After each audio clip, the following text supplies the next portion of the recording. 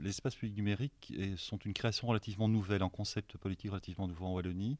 Le gouvernement wallon, dans sa déclaration de 2004, s'était approprié le concept, avait décidé qu'il fallait déployer une politique.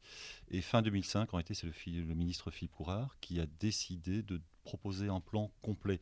Donc nous sommes en fin de mandature. Aujourd'hui, il y a plus de 100 lieux qui existent. Ce sont plus de 130 animateurs, ce sont plusieurs dizaines de milliers d'utilisateurs. Et quelque part, c'était important de marquer le pas, de montrer ce qui a pu être fait, pas simplement par rapport finalement à nos mandants et à nos financeurs, mais aussi par rapport à la société. Et comme nous allons quand même voter dans quelques mois, c'est aussi peut-être sensibiliser, refaire peut-être un peu de lobbying par rapport à l'ensemble de la classe politique pour leur dire surtout continuez à investir dans ce projet pour l'avenir. La politique était bonne.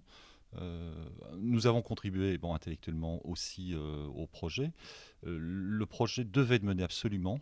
Je crois qu'on était une des rares régions en Europe qui n'avait strictement aucune politique jusqu'en 2004 de sensibilisation, d'accompagnement des publics précarisés par rapport à Internet. Donc, le premier bilan est positif parce que ce sont en effet plusieurs dizaines de milliers de personnes qui chaque année fréquentent l'espace public numérique. Maintenant, l'avenir, c'est le but du colloque aussi. Les intervenants viennent souvent à titre privé.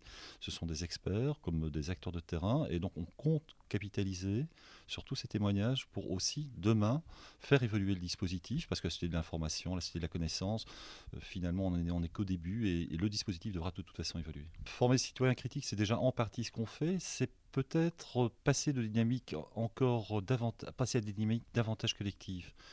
On parle de plus en plus de co-création de valeur, d'innovation ouverte.